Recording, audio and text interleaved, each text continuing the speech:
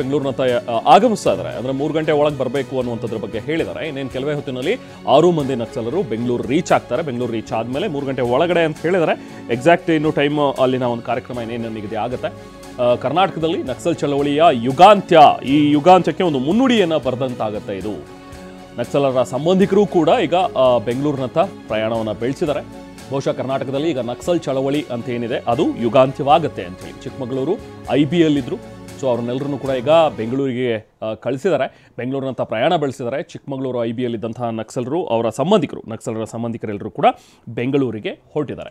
ಶಾಂತಿಗಾಗಿ ನಾಗರಿಕ ವೇದಿಕೆಯ ಸದಸ್ಯರು ನಕ್ಸಲರನ್ನು ಕೂಡ ಕರ್ಕೊಂಡು ಬರ್ತಾ ಇದ್ದಾರೆ. 6 ಜನ ನಕ್ಸಲರು ಇವತ್ತು ಶರಣಾಗತಿ ಆಗ್ತಾರೆ. ಚಿಕ್ಕಮಗಳೂರಿನಲ್ಲಿ ಇನ್ಫ್ಯಾಕ್ಟ್ ಜಿಲ್ಲಾಡಳಿತದ ಮುಂದೆ ಶರಣಾಗತಿ ಆಗ್ತಾರೆ ಅನ್ನುವಂಥದ್ರ ಬಗ್ಗೆ ಇತ್ತು. ಆದರೆ ನೆಕ್ಸ್ಟ್ ಅದು ಚೇಂಜ್ ಆಯಿತು. ಯಾಕಂದರೆ ಶಾಂತಿಗಾಗಿ ನಾಗರಿಕ ವೇದಿಕೆ ಸದಸ್ಯರಿಗೆ ಸ್ವತಃ CM ಕರೆ ಮಾಡಿ ಅವ್ರು ಹೇಳಿದ್ರಂತೆ, ಇಲ್ಲ ನನ್ನ ಮುಂದೆ ಇಲ್ಲೇ ಬೆಂಗಳೂರಿನಲ್ಲಿ ಶರಣಾಗತಿ ಆಗಲಿ ಅಂತ. ಬಹುಶಃ 2 ಅಂತಾರಾಜ್ಯ ನಕ್ಸಲರು ಕೂಡ ಇದರಲ್ಲಿ ಇರೋದ್ರಿಂದಾಗಿ, ಬಹುಶಃ ಆ ಕಾರಣದಿಂದಾಗಿ ಇಲ್ಲೇನಾದರೂ ಬೆಂಗಳೂರಿನಲ್ಲಿ CM ಮುಂದೆನೇ ಆಗಲಿ ಅನ್ನುವಂಥದ್ರ ಬಗ್ಗೆ ಏನಾದರೂ ಬದಲಾವಣೆ ಆಯಿತಾ, ಅದು ಇನ್ನಷ್ಟೇ ಕನ್ಫರ್ಮ್ ಆಗಬೇಕು. ಒಟ್ಟಿನಲ್ಲಿ ಈಗ 3 ಗಂಟೆ ಒಳಗೆ ಎಲ್ಲ ನಕ್ಸಲರು ಕೂಡ ಶರಣಾಗತಿ ಆಗ್ತಾರೆ.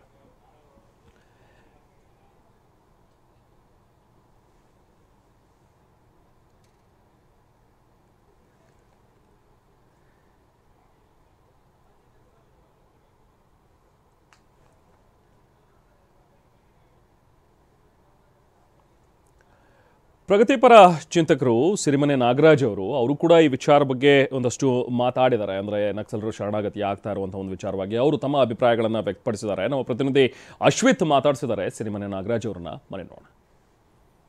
ಚಿಕ್ಕಮಗಳೂರಿನಲ್ಲಿ ನಡೆಯಬೇಕಿದ್ದಂತಹ 6 ಜನ ನಕ್ಸಲರ ಶರಣಾಗತಿ ಪ್ರಕ್ರಿಯೆ ಈಗ ಬೆಂಗಳೂರಿಗೆ ಶಿಫ್ಟ್ ಆಗಿರುವಂಥದ್ದು. ಪ್ರಮುಖವಾಗಿ CM ಸಿದ್ದರಾಮಯ್ಯನವರೇ ಖುದ್ದಾಗಿ 6 ಜನ ನಕ್ಸಲರನ್ನ ತನ್ನ ಮುಂದೆ ಶರಣಾಗತಿ ಆಗಬೇಕು ಅಂತ ಸೂಚನೆ ನೀಡಿದ್ರು. ಈ ನಿಟ್ಟಿನಲ್ಲಿ ಈಗ ಆಲ್ರೆಡಿ 6 ಜನ ನಕ್ಸಲರು ಈಗ ಬೆಂಗಳೂರಿನತ್ತ ಪ್ರಯಾಣವನ್ನು ಬಳಸಿರುವಂಥದ್ದು. ಇದ್ರ ಬಗ್ಗೆ ನಮ್ಮ ಜೊತೆ ಮಾತನಾಡಲಿಕ್ಕೆ ಸಿರಿಮನೆ ನಾಗರಾಜ್ ಅವರಿದ್ದಾರೆ, ಅವ್ರನ್ನ ಮಾತಾಡ್ಸೋಣ. ಸರ್, ಚಿಕ್ಕಮಗಳೂರಿನಲ್ಲಿ ನಡೆಯಬೇಕಿದ್ದಂಥ ಪ್ರಕ್ರಿಯೆ ಈಗ ಬೆಂಗಳೂರಿಗೆ ಶಿಫ್ಟ್ ಆಗಿದೆ.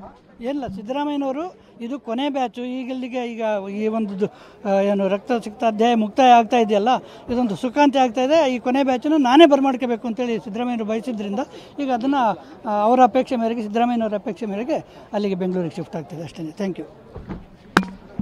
ಇದು CM ಸಿದ್ದರಾಮಯ್ಯನವರ ಸೂಚನೆ ಮೇರೆಗೆ ಈಗ ಆಲ್ರೆಡಿ 6 ಜನ ನಕ್ಸಲರನ್ನ ಈಗ ಬೆಂಗಳೂರಿನತ್ತ ಕರೆದುಕೊಂಡು ಹೋಗ್ತಾ ಇರುವಂಥದ್ದು. ಕೆಲವೇ ಗಂಟೆಗಳಲ್ಲಿ CM ಸಿದ್ದರಾಮಯ್ಯ ಸೇರಿದಂತೆ ಪರಮೇಶ್ವರ್ ಅವರ ಮುಂದೆ 6 ಜನ ನಕ್ಸಲರನ್ನ ಶರಣಾಗತಿಯನ್ನ ಮಾಡಿಸಲಿದ್ದಾರೆ. ಕ್ಯಾಮ್ರಾ ಪರ್ಸನ್ ಹರೀಶ್ ಜೊತೆ ಅಶ್ವಿತ್ ಮಾವಿನಗುಣಿ, TV9 ಚಿಕ್ಕಮಗಳೂರು. ಸೊ ಇದು ಸಿರಿಮನೆ ನಾಗರಾಜ್ ಅವರು ಸಿಂಪಲ್ ಆಗಿ ವಿಷಯವನ್ನು ಹೇಳಿ ಅವರು ಹೊರಟರು. ಅಂದರೆ ಸ್ವತಃ CM ಅಪೇಕ್ಷೆ ಪಟ್ಟಿದ್ರಿಂದಾಗಿ ಇವರನ್ನ ಬೆಂಗಳೂರಿನಲ್ಲಿ ಶರಣಾಗತಿ ಮಾಡಿಸ್ತಾ ಇದ್ದೀವಿ ಅನ್ನುವಂಥದ್ದನ್ನು ಸಿರಿಮನೆ ನಾಗರಾಜ್ ಅವರು ಕೂಡ ಹೇಳಿದರು. ಹಾಗೆ ಈ ನಕ್ಸಲರು ಏನಿದ್ದಾರೆ 6 ಜನ, ಅದರಲ್ಲಿ ಜಯಣ್ಣ ಅಂತಲೂ ಕೂಡ ಒಬ್ಬರಿದ್ದಾರೆ ನಕ್ಸಲ್. ಸೊ ಅವರ ಸಂಬಂಧಿ ಅವರು ಮಾತನಾಡಿದ್ದಾರೆ, ಏನು ಹೇಳ್ತಾರೆ ಬನ್ನಿ ನೋಡೋಣ. 6 ಜನ ನಕ್ಸಲರು ಚಿಕ್ಕಮಗಳೂರಿನ ಜಿಲ್ಲಾಡಳಿತದ ಮುಂದೆ ಶರಣಾಗ್ತಾರೆ ಅಂತ ಹೇಳಿ ಈಗ ಆಲ್ರೆಡಿ ಶರಣಾಗತಿ ಬಯಸಿದಂತಹ ಜಯಣ್ಣ ಅವರ ಕುಟುಂಬ ಈಗ ಚಿಕ್ಕಮಗಳೂರಿಗೆ ಬಂದಿತ್ತು. ಈಗ ದಿಢೀರ್ ಅಂತ ಈ ಒಂದು ಕಾರ್ಯಕ್ರಮ ಈಗ ಬೆಂಗಳೂರಿಗೆ ಶಿಫ್ಟ್ ಆಗಿರುವಂಥದ್ದು. ಇದ್ರ ಬಗ್ಗೆ ಮಾತನಾಡಲಿಕ್ಕೆ ಜಯಣ್ಣ ಅವರ ಸಹೋದರ ನಮ್ಮ ಜೊತೆ ಇದ್ದಾರೆ, ಅವ್ರನ್ನ ಮಾತಾಡ್ಸೋಣ. ಸರ್, ಈಗ ಆಲ್ರೆಡಿ ನೀವು ರಾಯಚೂರಿನಿಂದ ಚಿಕ್ಕಮಗಳೂರಿವರೆಗೂ ಬಂದಿದ್ರಿ, ಇಲ್ಲಿ ಕಾಯ್ತಾ ಇದ್ರಿ, ಈಗ ದಿಢೀರ್ ಅಂತ ಈ ಒಂದು ಕಾರ್ಯಕ್ರಮ ಬದಲಾವಣೆ ಆಗಿದೆ, ಇದ್ರ ಬಗ್ಗೆ ಸರ್? ಸರ್, ಈಗ CM ಅವರೇ ನೇರವಾಗಿ ಇದರ ಮುತುವರ್ಜಿಯನ್ನು ನಾನೇ ವಹಿಸ್ತೀನಿ, ನಾನೇ ನೇರವಾಗಿ ಅವ್ರನ್ನ ಆಹ್ವಾನ ಮಾಡ್ತಕ್ಕಂಥದ್ದೇ ಸೂಕ್ತ ಅಂತ ಅವರು ತೀರ್ಮಾನ ತೆಗೆದುಕೊಂಡಿದ್ದರಿಂದ ನಾವು ಈಗಲೇ ಎಲ್ಲ ಕುಟುಂಬದ ಸದಸ್ಯರುಗಳು, ಬೇರೆ ಬೇರೆ ಸ್ನೇಹಿತರು ಎಲ್ಲರೂ ಬಂದಿದ್ದಾರೆ, ಮತ್ತು ಸಂಘಟನೆ ಪ್ರಮುಖರು. ಈಗಾಗಲೇ ನಮ್ಮ ಮುಖ್ಯವಾಹಿನಿಗೆ ಬರ್ತಕ್ಕಂಥ 6 ಜನ ಸಂಘಟಕರ ಜೊತೆ ನಮ್ಮ ಮುಖ್ಯಸ್ಥರಿದ್ದಾರೆ. ಅವರು ನಾವೆಲ್ಲರೂ ಸೇರಿ ಹಿಂದೆ ಇವತ್ತು ನಾವು ಬೆಂಗಳೂರಿಗೆ ಹೋಗಿ ಆ ಕಾರ್ಯಕ್ರಮವನ್ನು ನಿರೀಕ್ಷೆಯಂತೆ ನಾವು ಪೂರೈಸ್ತೀವಿ ಅಂತ ವಿಶ್ವಾಸ ಇದೆ. ನೀವೆಲ್ಲ ಬೆಂಗಳೂರಿಗೆ ಹೊರಡ್ತಾ ಇದ್ದೀರಾ ಸರ್? ಎಲ್ಲ ವ್ಯವಸ್ಥೆ ಮಾಡಿದ್ದಾರಾ ಸರ್? ಈಗಾಗಲೇ ಅವ್ರ ಕುಟುಂಬಸ್ಥರು ಬರೋದಕ್ಕೆ ಬೇಕಾದ್ರೆ ವೆಹಿಕಲ್ ವ್ಯವಸ್ಥೆ ಮಾಡ್ತು ಅಂತ ಹೇಳಿದ್ದಾರೆ. ಆಲ್ರೆಡಿ ನಾವು ವೆಹಿಕಲಲ್ಲಿ ಬಂದಿರೋದ್ರಿಂದ ಎಲ್ಲರೂ ಒಟ್ಟಿಗೆ CM ಅವರ ಸಮ್ಮುಖದಲ್ಲಿ ಈ ಪ್ರಕ್ರಿಯೆ ಜರುಗ್ತದೆ, ಅಲ್ಲಿಗೆ ಹೋಗ್ತಾ ಇದ್ದೀವಿ. ಇದಿಷ್ಟು ಜಯಣ್ಣ ಅವರ ಸಹೋದರ ಅವರ ಮಾತಾಗಿರುವಂಥದ್ದು. ಕ್ಯಾಮ್ರಾ ಪರ್ಸನ್ ಹರೀಶ್ ಜೊತೆ ಅಶ್ವಿತ್ ಮಾವಿನಗುಣಿ, TV9 ಚಿಕ್ಕಮಗಳೂರು. ಮುಂಚಿನಿಂದಲೂ ಕೂಡ ಒಂದಷ್ಟು ಜನ ನಕ್ಸಲರು ಶರಣಾಗತಿ ಆಗುವಂಥದ್ದನ್ನು ನೋಡ್ತಾ ಇದ್ವಿ. ಚಿಕ್ಕಮಗಳೂರಿನಲ್ಲಿ ಇನ್ಫ್ಯಾಕ್ಟ್ ಒಂದು 13 ಜನ ಈ ಹಿಂದೆನೂ ಕೂಡ ನಕ್ಸಲರು ಶರಣಾಗತಿ ಆಗಿದ್ರು. ಸೊ ಸ್ಕ್ರೀನ್ ಮೇಲೆ ಡೀಟೇಲ್ಸ್ ನೀವು ಗಮನಿಸ್ಬೋದು. 2016ರಲ್ಲಿ, 2013, 2010. ಸೊ ಎಲ್ಲ ಹಂತವಾಗಿ ಒಂದಷ್ಟು ಜನ ಶರಣಾಗತಿ ಆಗ್ತಾನೆ ಬರ್ತಾ ಇದ್ದಾರೆ. ಇದು ಲಾಸ್ಟ್ ಬ್ಯಾಚ್ ಅನ್ನುವಂಥದ್ದನ್ನು ಸಿರಿಮನೆ ನಾಗರಾಜ್ ಅವರು ಕೂಡ ಹೇಳ್ತಾ ಇದ್ರು. ಸೊ 6 ಜನ ಇವತ್ತು ಶರಣಾಗತಿ ಆಗ್ತಾ ಇದ್ದಾರೆ. ನಾಗರಿಕ ವೇದಿಕೆಯ ಸದಸ್ಯರಾಗಿರುವಂಥ ಅಶೋಕ್ ಅವರು ಮಾತಾಡಿದ್ದಾರೆ, ಬನ್ನಿ ನೋಡೋಣ. ಪೊಲೀಸರು ಹಿಂದೆ ಇದ್ದಾರೆ, ಅದು ಮೊದಲಿಂದಲೂ ಇದ್ದಾರೆ, ಬೆಳಗ್ಗೆಯಿಂದಲೂ ಇದ್ದಾರೆ. ಪೊಲೀಸರಿಗೂ ಅದಕ್ಕೂ ಸಂಬಂಧ ಇಲ್ಲ. ಮುಖ್ಯಮಂತ್ರಿಗಳ ಕಾಳಜಿ ಕಾರಣಕ್ಕೆ ಆ ಥರ ಆಗ್ತದೆ ಬಿಟ್ಟರೆ ಯಾವುದೇ ಗೊಂದಲಗಳಿಲ್ಲ. ದಿಢೀರ್ ಬದಲಾವಣೆ ಮುಖ್ಯಮಂತ್ರಿಗಳು ರಾಜ್ಯ ಸರ್ಕಾರವೇ ಅದಕ್ಕೆ ನೇರವಾಗಿ ನಾವು ಖುದ್ದು ಆಹ್ವಾನಿಸಬೇಕು ಅನ್ನೋ ಖುದ್ದು ಅವರನ್ನ ಮುಖ್ಯವಾಹಿನಿಗೆ ಕರ್ಕೋಬೇಕು ಅನ್ನೋ ಕಾರಣಕ್ಕೆ ಅವರೇ ನಮಗೇನಂದ್ರೆ ವಾಸ್ತವದಲ್ಲಿ ನಾವು ಆಕ್ಚುಲಿ ಕುಟುಂಬ ವರ್ಗದವ್ರನ್ನ ಕರ್ಕೊಂಡು ಹೋಗಬೇಕಾಗಿದೆ. ನೀವು ಈಗ ಇಂಟರ್ವ್ಯೂ ಮಾಡ್ತಾ ಹೋದ್ರೆ ಕುಟುಂಬದವ್ರು ನಮ್ಮಲ್ಲಿ ಗೊಂದಲ ಆಗದಾಗಿದ್ರೆ ನಾವೆಲ್ಲ ಸಂಘಟನೆಗಳ ಸಮ್ಮುಖದಲ್ಲಿ ಈ ತರ ಹೇಳ್ತಿರ್ಲಿಲ್ಲ.